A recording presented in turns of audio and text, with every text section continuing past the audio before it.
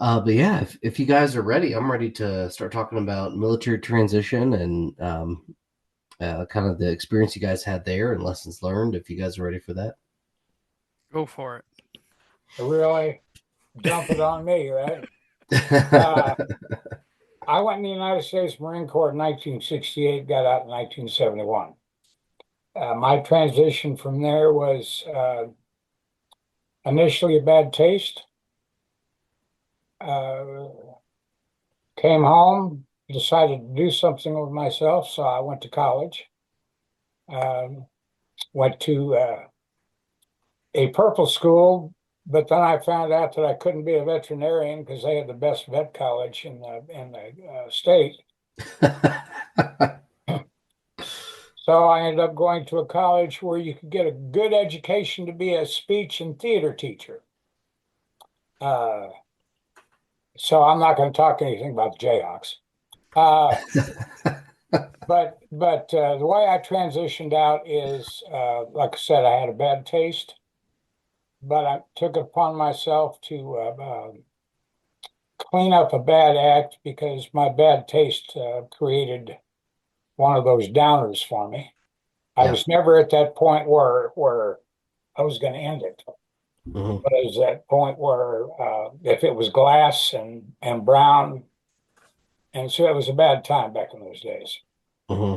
Uh, but in going to KU, I found a job that I enjoyed. I was a broadcaster. I worked at the original KLWN in Lawrence, Kansas for the booths. And I was also program director here in Kansas City at KBEA. It was an AM Oh, station. And my claim to fame is Jack Carey was a good friend of mine, sports announcer for Channel 5. okay. But I just went through. I loved staying in entertainment. And pretty much I went from school, taught for a little bit, stayed in entertainment, uh, uh, got into a program where I taught martial arts for kids, the safety of kids, but I still stayed in entertainment. I ran a Wild West show for 22 years. Uh, but little things like that kept in the back of my mind. I was still a member of the service. I was still a member of the United States Marine Corps. I still had those values and ideals that allowed me to get up in the morning and keep that attitude towards the things around me. A lot of people blame their bad attitudes and so forth on um, the way they were treated in the service. Well, nowadays nowadays Marine Corps boot camp is a lot different from what it was back in 1968. That's no doubt. Okay. Uh, but it's true, the Army does still supply me with crayons. Um, you know what I'm talking about. I do know what Um, Hey, you said it, not us. hey, yeah. we did a funeral one time, and a couple of the young kids that we'd worked with for a long time. He had just made E5, and he had a little lady that they brought up with him to learn how to be on the honor squad. And she walked around and looked over at me, says, "Staff Sergeant here." And she handed me a box of crayons. Now, the bad part it was they weren't all red, darn it. Oh. But I know I've gone on a tirade, but the whole thing boils down to is learning how to take what you did then and apply it to what you can do now. I still have some military ideologies, but I use them for my good and for the good for people around me. Uh, um, it's a whole different life. There's a lot of people my age that have given up because they remember what it was back in 1960, 67, 60, well, it's actually 66 through 75. And that was a rough time. We were in a place that was strange, but uh, a lot of them have carried it over. I haven't. The only thing I can think about is whether or not we have to go back and drink a really nasty hot beer, because that's all we were allowed to have after being in the field for 14 days. Well, you touched on something that we didn't originally have in our questions, but I wanted to start asking, I wanted to add in there about kind of finding a purpose. And it seems like you did that and you knew that that was something you had to do because, um, it's a big part of my career that I deployed, but people get bored if you don't do anything but talk about that, especially with now, crazy to believe. That was 5 years ago. Life has moved on. I've had another kid, you know, other things have changed. And so it's like finding a way to stay current with your feeling of purpose and what that next big thing is and not dwelling too much on the past. So I'm glad you mentioned that. Well, I'm Also, going to throw it in his life, but Tom is one of the reasons why I maintain some of that purpose. well, He's a good. good, valued friend and member of our post. And Good. every once in a while he goes, "You got to be mellow," because I think he's seen me have a couple of tirades. So it's on you, Tom. Well, we're Yeah. here for tirades. That's what we want. Yeah, I joined my senior year of high school back in 74 when you could join underneath the delayed entry program. Oh So yeah. I'm actually considered a Vietnam veteran because of that time frame that I spent on, delayed entry. Um, Went up through the military, uh, airborne, a lot of time at Fort Bragg, different units. Um, Being in airborne units, you get to do a lot of things that others don't get to do. See a lot of places other people don't get to see. Seeing major part of the world. Um, you know, uh, was in during Panama, was in during Lebanon and Grenada. Was in Desert Shield, Desert Storm, and then coming back from that was the reduction of force. So I didn't get to 20 years. But because I was Vietnam era vet, I went back and I went to college. When I um, Hmm. after I got out the military back then, got my degree in computer science, got a civilian job in government, bought my military time. So did 20 years, federal service as a civilian, 18 years as military, and just recently retired a year ago, almost 40 years of federal service. You know, GI Bill paid for my bachelor's degree. They paid for a master's certification from the National Defense University as a cybersecurity information security officer. Helped pay for a master's degree in public administration. So, my kind of purpose was to continue that service, but transition from military to the civilian side. And as I was starting to get to the end of my, career, that's when I really started to get active in the post. First couple of years, kind of observed, see what where things were needed, where I could help. Got involved on the executive committee, you know, and then over the time have become the adjutant. So you know, um, it's just it's always transitions, and Hmm. as you transition, you got to find that new purpose, that new drive. As Bear said, we've built a pretty good friendship, in the last couple of years. We keep each other in check and have some laughs along the way. So What were kind of ways you guys found your inspiration for that next sense of purpose? Did you get lucky and it come to you? Did you kind of just on your own devise a plan of what you wanted to do? Just went with the flow. It just, you know, something came up. When I was looking for something, it was like, here's something, you know. I never had to go out and look for it. I kind of got lucky in that part, you know. Yeah. Being who I am, I'm, a little reserved, but I definitely am outgoing too. And, people would, approach me, say, hey, what about, will you do this? Will you do that? That's how, I've also gotten involved in the city of Shawnee here in Kansas, Hmm. doing stuff with the city. So yeah, I've been fortunate. I've not had to have that.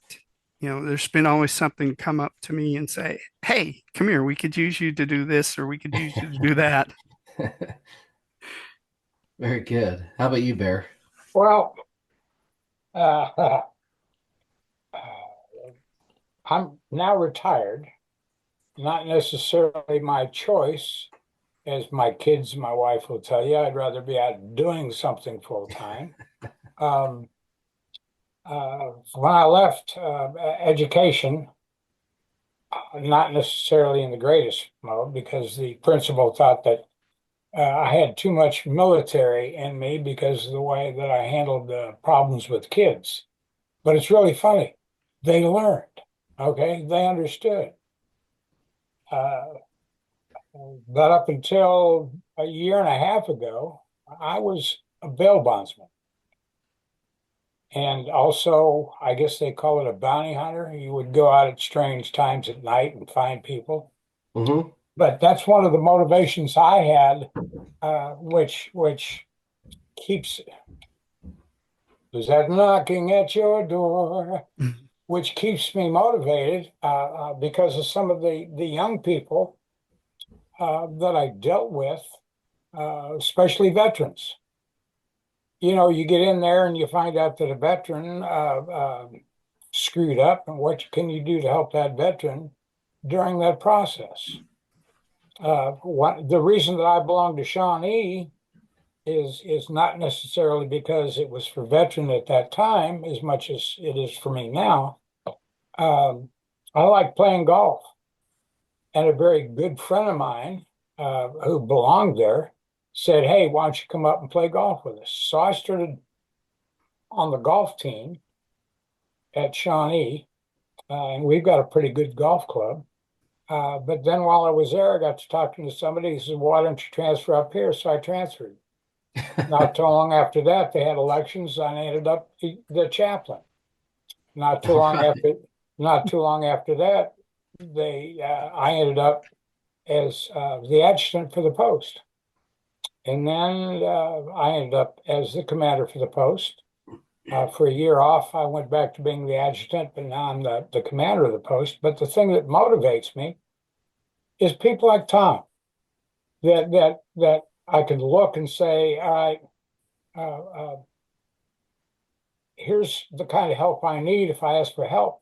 He jumps right in without a batting of an eye.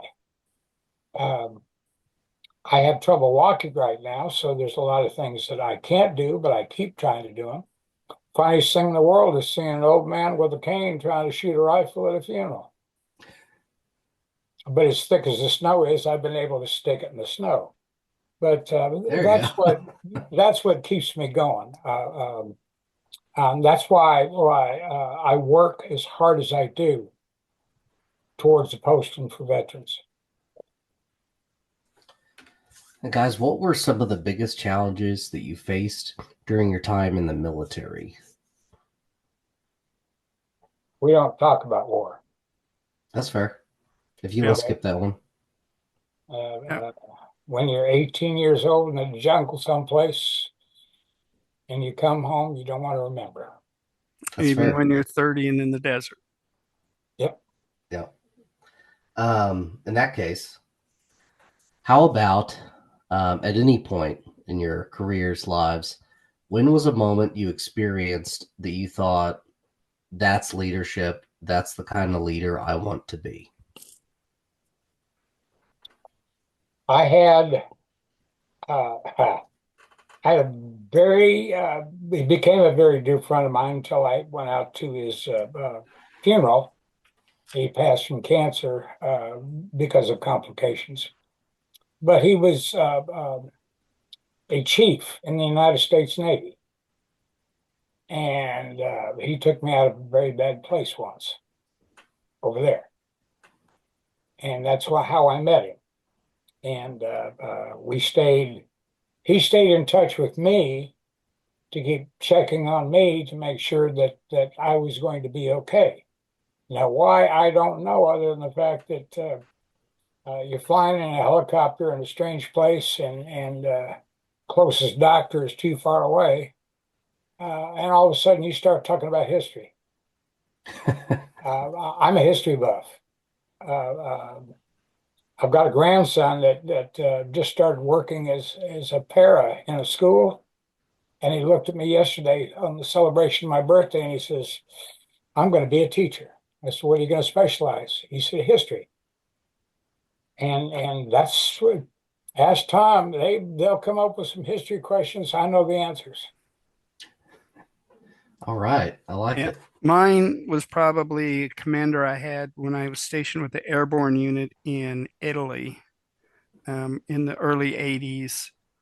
Um, if you know anything about what was going on in Europe in the early 80s, there was lots of terrorist organizations. We know Bear knows the history.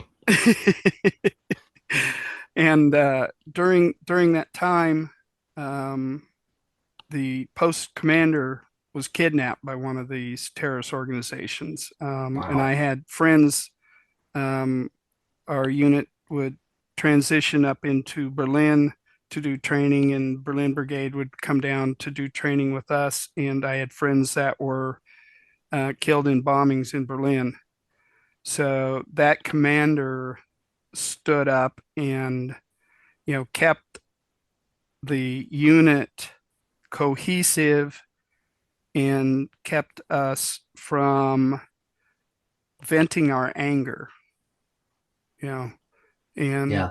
and he understood the mood, he understood the where everybody was at, and was able to maintain order, and that's Thomas Needham, and he later became, he had a couple of stars when he finally retired and stuff. But yeah, that's type of that's the commander that I had that really gave me focus as to the kind of person I wanted to be, a Yeah. leader. The other thing too, Sam, if I could add this, Yeah, you absolutely. know, he was a lieutenant commander when he passed, but you asked about motivation, and I'm going to kind of step back a little bit on the Be the One program. Very dear friend of mine that we graduated from high school together, United States Marine. As a matter of fact, I stood up for his wedding, and the girl that he married, we both chased after, but she thought he was cuter. Um, he went to Emporia State when it was still Emporia State Teachers College, and got his degree in art. And Pat became a nurse. Now, the bad part about that is when Mike came home, he had no legs. And he went through college. Mike was a consummate artist. Um, Went home one day, and I always think about this when I'm talking to my motivation, uh, not just an officer, but an officer keeps reminding me, be the one, because they found Mike. Yeah, he didn't last that day. Hmm. So, that's uh, the officer, and that's the individual that motivates me. Excellent. Well, thank you for sharing that, guys. Definitely. Definitely, I think it's good to talk about these things as much as people are willing. Um, yeah, because everyone like us has some kind of story. So being able to relate on those subjects is helpful. To lighten it up a bit, another thing that people talk about is the experience you get from the military, and some people say that they feel like they don't have any skills they can carry on, and so something we try to promote with Unbroken Veterans is that even if it's just soft skills, it doesn't matter what skill you had in the military, but you definitely learned something or developed a habit from the military that helped you continue on as you transitioned out. Could be something as simple as time management, right down to if somebody was a plumber in the army and then when they got out, they went and became a plumber. And so I'd be curious just kind of what some of those skills, things you learned that you held on to as you moved through your career. Oh, Um, that yeah, that time management is probably one of the biggest things that um, I've seen over the years with myself, but self motivation is probably the second thing. All the people that have worked for me over the years, I could always tell who was military because you generally didn't have to give them minute details. Say, here's your task, you know, need it by this date. Questions, come talk to me. They were self motivated, they managed their time to get everything done on a deadline. But personally, mine, I think, was the empathy that I learned as a medic and, taking care of, the troops that, I was assigned with, airborne medic assigned to infantry units, it's Uh-huh. both extremes there. So, but yeah, the empathy and then that for myself personally. Okay. well, and on my side, I was basically a rifleman, a little bit more advanced than just a rifleman, but eh, the discipline that I gained and learned in the Marine Corps, um, I've carried on. Sometimes it drives my kids nuts because of some of the things that I believe in, some of the ways that I do things. Um, it also irritates my wife because it makes me hard-headed because even even with a bad knee, sometimes I'll do strange things like walk without my brace on, which causes problems. Um, and it's gone down to my kids. They're hard-headed like that, but Sounds uh, like my kids. yeah, Tom was talking about empathy. Well, one of the things that the Marine Corps taught me, or service and life have taught me, is the combination of empathy and apathy. Now, Hmm. empathy is I understand. Then the person that has both sides, and they go, "Well, I understand, but I don't care." Uh, uh, and that's not the way that I was motivated. Hmm. I do understand. Uh, it's frustrating and upsetting that sometimes I can't do anything about it other than maybe help a little bit. Hmm. Yeah, I think I've noticed that I'm managed better, and so I try to manage people this way. It's almost like a love language like that. You try to manage people in the way that you like to be managed, but someone just a leader just heard me out and doing their best to help me. And if they can't help me, I can understand that. I can move on and do what I have to do. And so I try to treat people I'm in charge of with the same courtesy of, hey, look, I understand you're late, and this is why.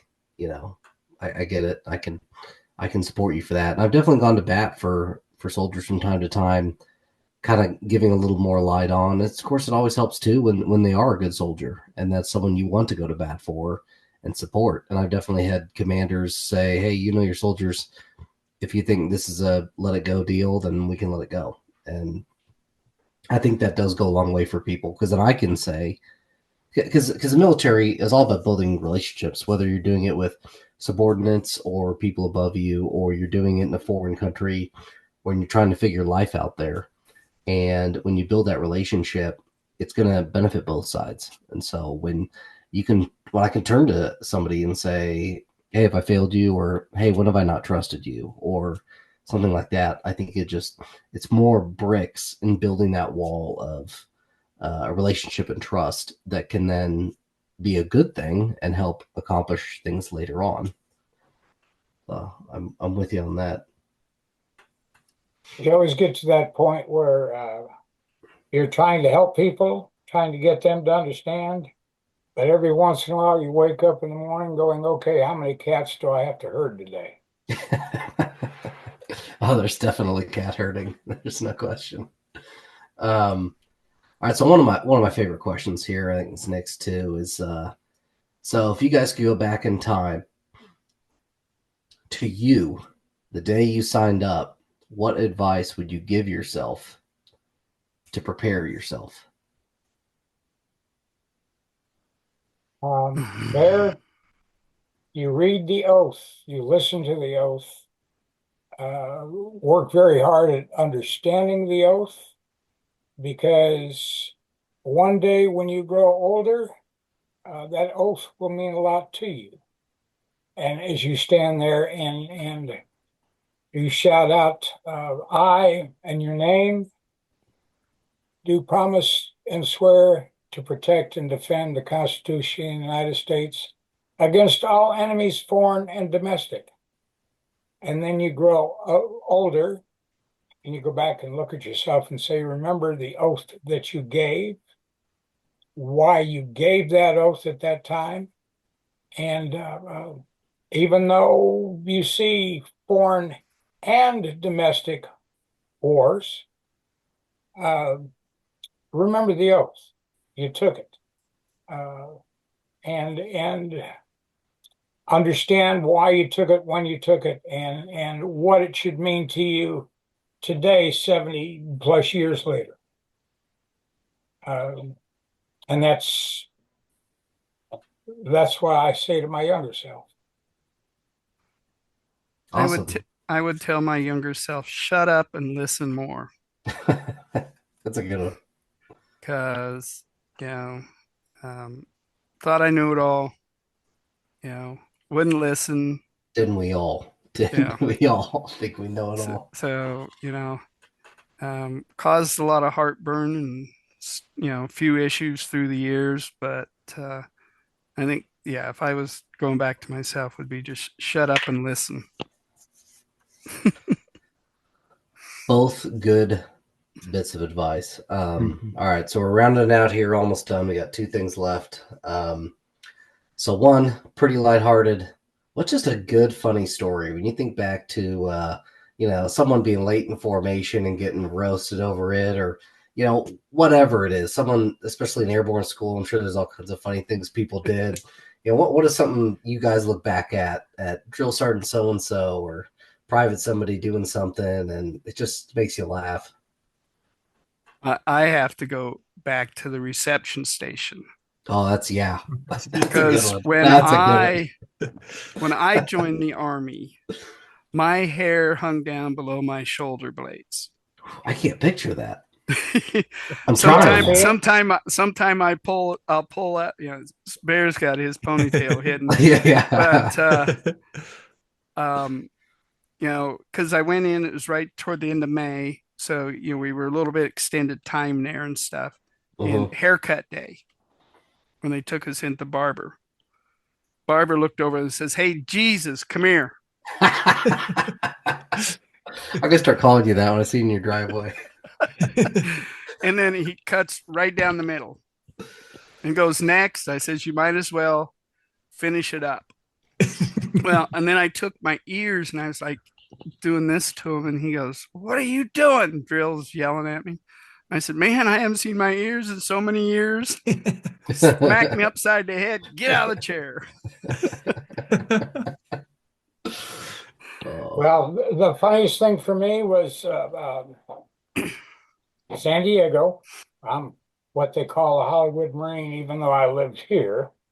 Uh, and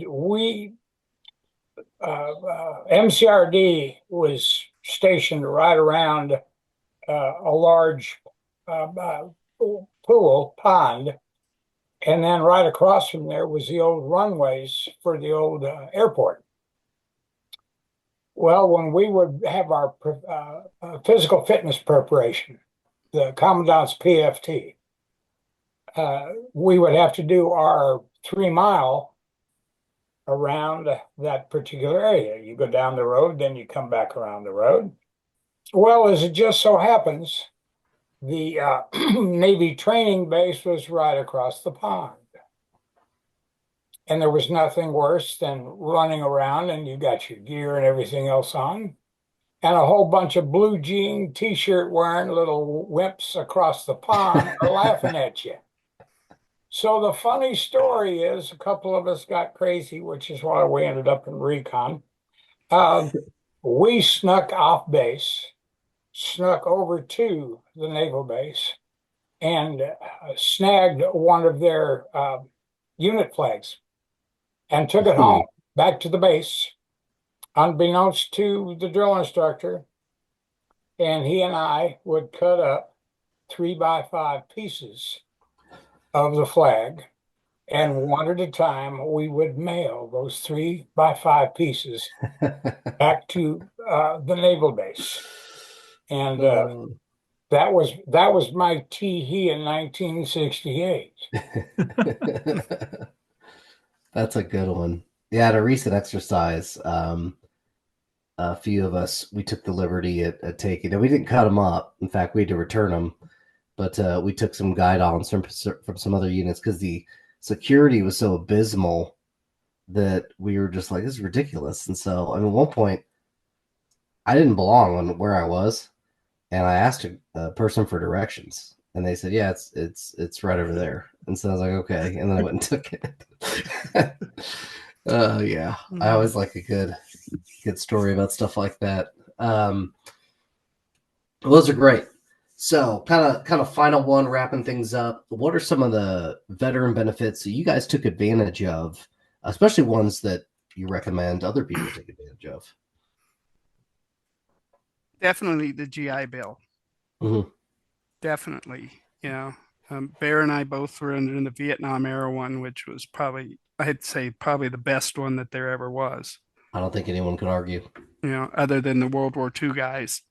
And then the second one is working with a veteran service organization, going through the PACT Act, getting that disability because you never know.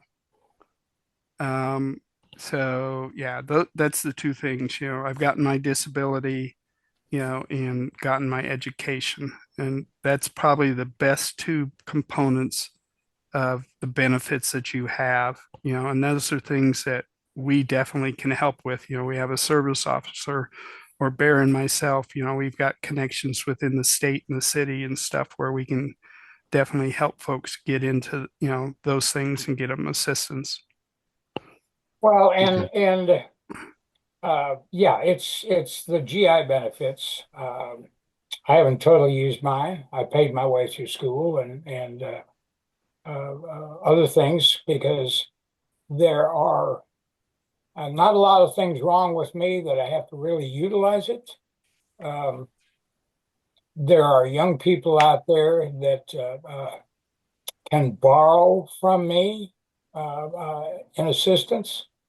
Um, there's people right now that are still going through trying to get disability from Vietnam. They're still going through trying to get authorized because Agent Orange. Yeah. Agent Orange was not our friend, um, and they're still fighting for that. So that's where the American Legion comes in with those benefits, service officers, and we go to Congress. We're the largest veterans organization that stays on Congress. Mm-hmm. Uh, some of our national leaders are going to be coming out of Kansas here. We've got a young man that is up, I believe it's for next year, is National Commander of the American Legion. But he and a couple of other dear friends of mine have worked very hard at the congressional level to get the benefits going. Mhm. Thank you for that. My benefit is uh, uh, being able to call upon it, not necessarily for personal purposes, but the fact that it's there. Okay. It keeps from medications costs, Yeah. and the one I have to take is pretty expensive. I only have to take two, unlike some of my other friends that have to take 7 and 8. I only have to take Yeah. two, but that's how that goes. Well, excellent. This has all been really great information. We thank you for listening, and we hope you got something helpful out of this. Right now, the best way to support us is to simply spread the word. If you know a fellow veteran who could use some resources to elevate their life, send them our way. Until next time, remember to check your 0s, 5s, 10s, and 25s.